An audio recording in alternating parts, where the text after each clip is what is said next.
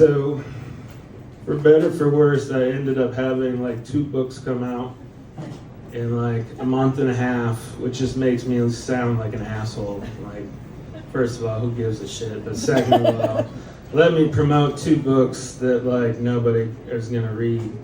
My last book, like I said, is a love letter to all the black men that I grew up with. And then this next book that just came out is a love letter to Patrick Swayze. As a straight man, believe me, I am straight, you can still be in love with Patrick Swayze. The book is called In Praise of the Swayze. And this one is called To Mullet or Not to Mullet, The Beauty of the Swayze Man-Made.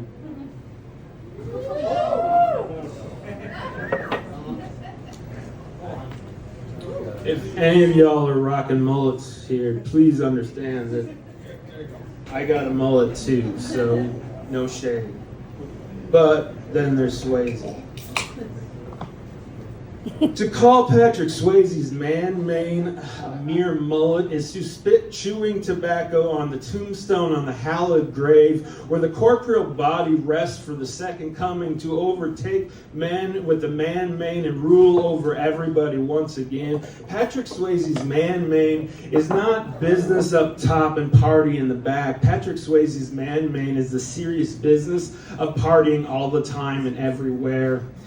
Patrick Swayze's man-mane is never not dirty dancing, including not when it's teaching children ballet, even when it's wrangling his favorite Arabian horses around his secluded ranch while he's fighting off the paparazzi and trying to go to battle with chemo and cancer to the bitter, burnt end.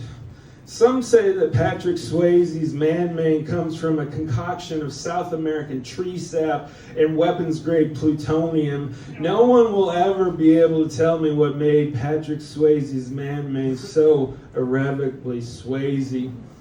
It's been 20 years almost since he died, and there are already 1,000 videos on TikTok dedicated to getting the Patrick Swayze mullet. There are over 4,000 people on a fan page from Facebook dedicated to the Patrick Swayze tribute mullet. Patrick Swayze's man-mane is proof that over 5,000 wannabe Patrick Swayze fans can be completely fucking deluded. The closest Patrick Swayze's man-mane ever came to a mullet was in reverse in a little movie called Ghost in the 1990s with a tight trim in the back and letting the bangs feathered and fly free. In a movie in which Demi Moore cut her long locks off and did a boycott that would give lesbians the go-to hairdo for the next 20 years and should have stolen every scene in it. True hair connoisseurs couldn't take their hair off the wispy tips of Swayze's man-mane as they danced in the cold ghost air and did the tango all the way to heaven. In a little movie called Point Break, Patrick Swayze's man-mane is more akin to a sun-bleached Old English sheepdog that's been marooned on an island off Antigua for the last 10 years than to some tawdry, bleach-bottled blonde mullet on some grommet wannabe surfer that's never gonna see the fucking 50-year wave. Patrick Swayze's man-mane was flowing before anybody else was feeling that flow. Patrick Swayze's man-mane invented hockey hair without ever lacing up a skate. Patrick Swayze man-mane did, however, bring roller skate dancing to a whole new ballet-like art form in the 1979 movie Skate Town, USA.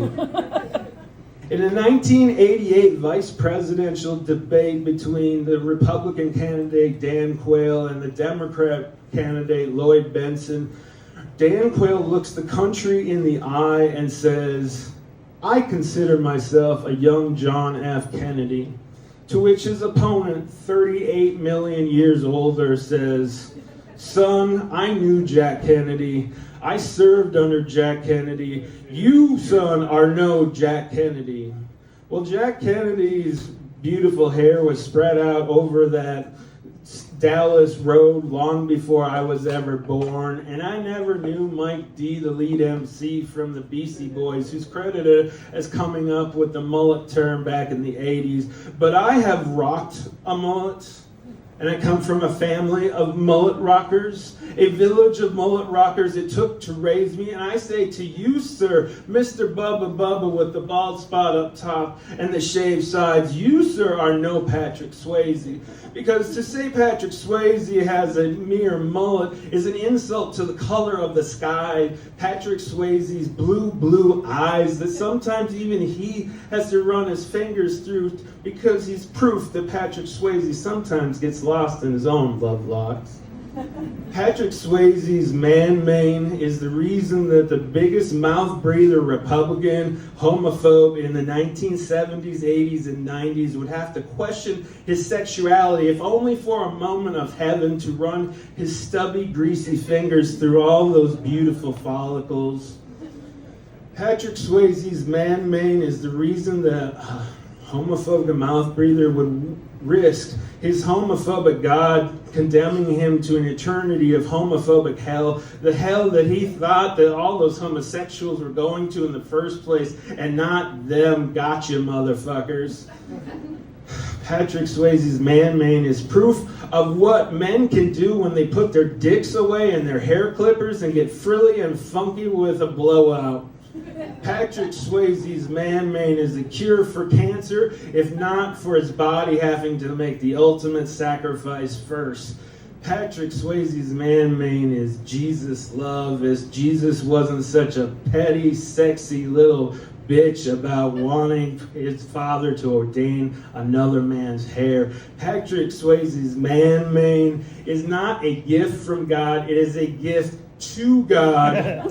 Patrick Swayze's man mane is not never nor ever will be. It is just is, and it is the Swayze. And I'm sorry, not sorry, but what it will never be is a low down, goddamn dirty mullet.